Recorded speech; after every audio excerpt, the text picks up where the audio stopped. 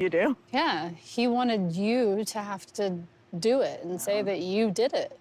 Can I just say, though, Yes. ever since he has married Robin, for me, he has wanted nobody else.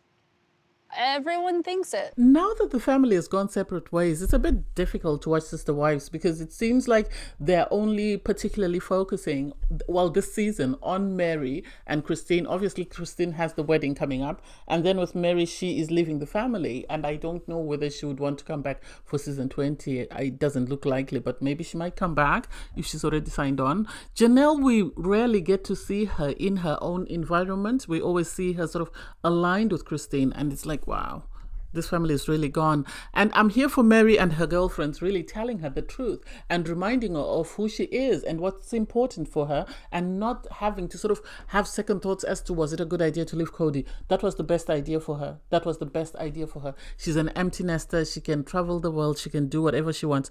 And hopefully she'll find her man, because she really is looking for love. And as always said, she's not closed off to love. Unlike Janelle, who's saying, if it comes, it comes. If it doesn't, it doesn't. So I can't wait to see what happens. Anyway, hey there, thanks for stopping by. Welcome to my channel. If you're new here, don't forget to subscribe, click the like button, turn on the notification bell for when I upload new videos, and definitely leave a comment. In this episode, I'll be reviewing Sister Wives season 19 episode 13. I really love Meri's community, because Meri's community, one thing they're going to do is they're going to ride for Meri, but they're also going to be honest with Meri, and I love this for her. So she meets up with her friends Andrea and Hillary, and so they're meeting up at a place where she went for her anniversary with Cody 13 years ago. They just missed. It seems like they're meeting up for a meal and just to catch up. It's 6 months since she's left Cody officially.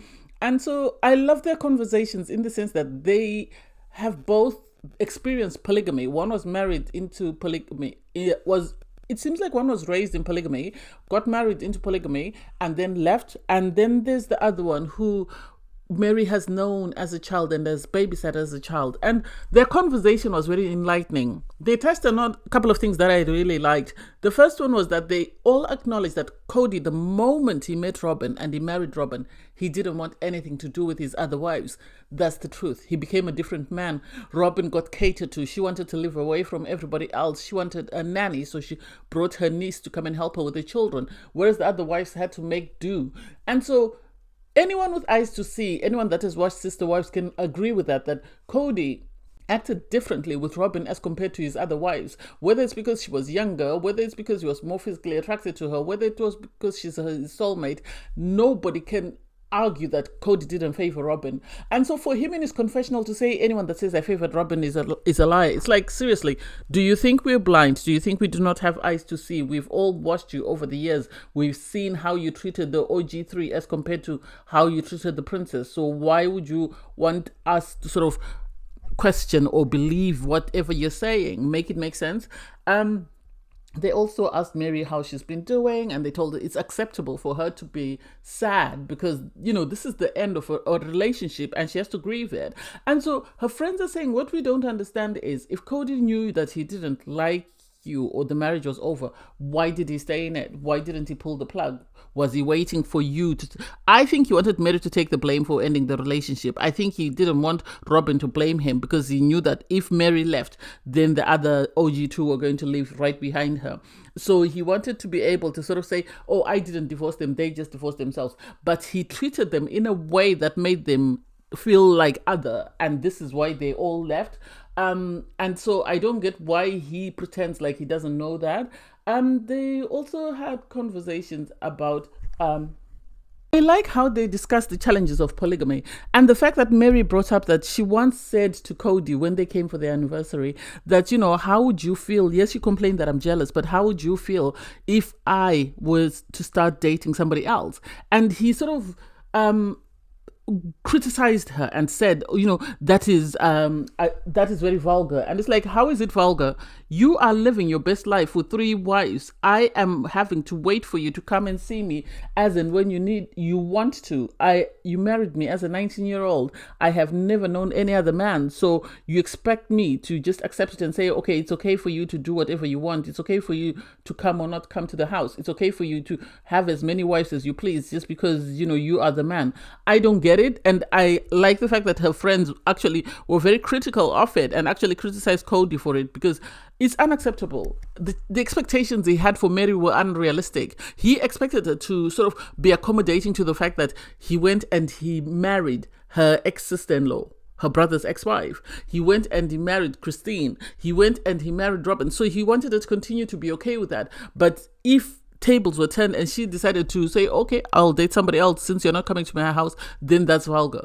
Make it make sense? Oh, I love this conversation. I love that Mary's friends are actually being honest, because they told her that there's no one in polygamy who's ever happy. And Mary's trying to say, yeah, but some are happy. And they're like, no, in polygamy, it's constantly a competition. Well, that's the way it came across, in the sense that Meri was always trying to outperform Janelle, Christine and Robin, vice versa. And everyone was always worried, what is Cody doing when he goes to so-and-so's house? This is part and parcel of being in a relationship with multiple partners. So Cody doesn't care. He just does what he wants. But the wives are constantly in competition. This is why Robin, I think, said that, oh, I treat Cody as my best customer. I always make sure that, you know, he has what he wants and everything is always available for him. That way he never wants to leave. And that's why he settled with her. So for Meri to say that people in polygamy are happy, no.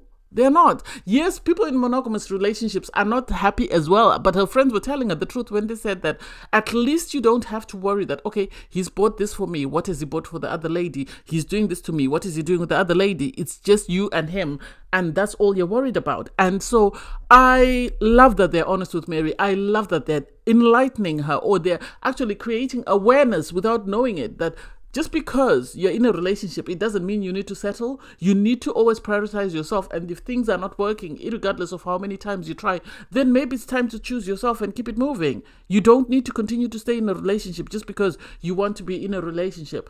If you're not happy, if the other person is not happy, if you find that you're not sort of good for one another, then keep it stepping. So you have Christine go for her wedding dress shopping. I know we've already seen the wedding episode. I don't even remember what her dress looked like.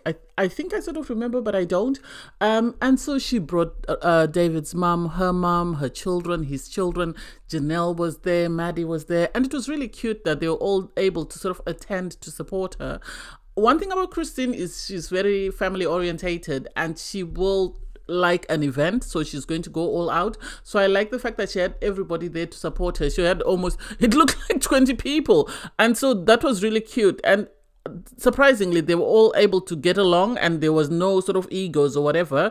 And the only person who was very outspoken is McKelty. And McKelty, I think this is why she and Tony get along, because they just speak at times without even thinking. They just, whatever comes to mind, it just pours out, and then they think about it later. So it was really cute to see her wedding dress shopping. Most of the dresses she tried, none of them were appealing as far as I'm concerned because of her body shape. But anyway, apparently the designers have agreed to sort of design a dress for her. And so it was interesting hearing her talk about her first wedding to Cody and how her mom made a dress for her but wasn't able to attend because she wasn't part of the religion anymore. Janelle says she wore a green dress. And it seems Meri and Robin also wore white dresses. And so I don't know what to think about that faith. It's not my thing. I try not to judge people, but the idea that, you know, you have people just dress in a certain way that is appeasing to whoever the leaders of the church are doesn't make sense. Someone should have the right to choose what they want on their wedding. They should have the right to sort of pick how they want to look. Apparently, it's so that the wife doesn't take the attention away from the family. And it's like, she's already taking attention away from the family by being an extra person in the family. So what do you mean? It doesn't make sense? So now that Meri has left the family, suddenly you have Robin and her daughters appearing on camera in their living room. And it's like, oh, okay, do you? Whatever makes you happy. So they are in her living room, and apparently her daughters have been talking about wanting to find a church because they want to find a community. They want to look for people that are like-minded. One of them says, you know, she wants to look for, when she finds a partner, she wants a partner who believes in the same things as she does. And it's like, why are we having this random conversation on a Monday morning? We're having this random conversation. We've never seen these children on camera apart from them complaining about how everybody else treated them. Suddenly we're being sat down to watch them talking about, oh, I want something that sort of got a bit of Buddhist belief in it, because after I took that class and stuff. And it's like, this is not a conversation that we need to hear about. This is not a conversation we need to hear about. It should be a conversation about her speaking to her children. How do you feel now that we're the only brown family that's remained intact? How do you feel? Do you want to sort of connect with your siblings? Do you want to try and reach out? Do you want us to try and facilitate you sort of mending bridges with your siblings? That's the conversations she should be having with her children before she starts talking about her children wanting to go out and find partners that believe in the same thing as them. I don't know where the logic is behind this idea that, she wants her children to find spirituality. Well, love begins in the house. So why don't you teach your children to love their siblings? Or why don't you teach your children to love their family? And then after they've loved their family, then they can go out and love the rest of the world and find their soulmates. Because what is the concept? What are you aiming for her to say, I've let go of Christine because she's moved on, and I'm struggling because I've lost my identity? And it's like, you came into this as a monogamous woman who was in a monogamous marriage, and you married into a polygamous family knowing you wanted a monogamous relationship, and you did, you made it your life's purpose to sort of get what you wanted. So what identity are you struggling with? Your mouth was saying one thing, but your actions were saying something totally different. You were telling everyone you wanted to be a part of a polygamous family, but your actions in sort of taking this man away from his family didn't show that. You're showing us Cody's, being the doting dad, going away with Ariella and Solomon to take them out for the day because they couldn't stay in the house. But you've never facilitated him going to meet up with Truly. You never facilitated him going to sort of be by Isabel's side when she was in hospital. Instead, you sat there and watched him give her a jacket. And now you want us to believe that you've got faith, you believe in faith. No. I don't buy it, because why is she trying to tell us about Christianity or about religion when she hasn't been loving to those around her? She hasn't been loving to her family. Instead, what she's done is she's been hypercritical of people that have gone against what she wanted. She wanted a lifestyle whereby she was married to a man who prioritized her, and yet the other women were facilitating for her financially. So please sit down. I'm not buying it. So you have Christine and her family go cake shopping. Christine is living her best life. I said this before, I think last year, when I said that Christine watching her children and Janelle's children get married is what made her realize that it was time for her to leave Cody. I think she realized that there was more to life than what she had grown up in or what she had become accustomed to, because she is doing everything. We've seen her go wedding dress shopping. We've now seen her go cake shopping. And I love that David loves her enough to want her to be happy. So whatever she wants, he is willing to accommodate. Whatever she needs, he is there to support her, to make sure that she gets it. So I am so here for it. I love a functional relationship. I love a loving partner. So I'm happy for Christine that she finally gets the thing that she was missing in her relationship with Cody, because sadly, she wasn't the oldest wife or the first wife. She wasn't the financial wife, which Janelle was.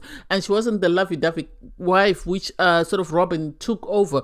Because it seemed Cody, before he married Robin, he was very lovey-dovey with Christine. And then the moment he married, he just decided to sort of drop Christine and go for the younger model. It seems he's always loved the younger wife. And I don't know what's going to happen when Robin gets older. But hey, anyway, I digress. Thanks guys for watching. Please don't forget to like, share, comment, and subscribe. And click the link in my video to watch my review from episode 12. Bye guys!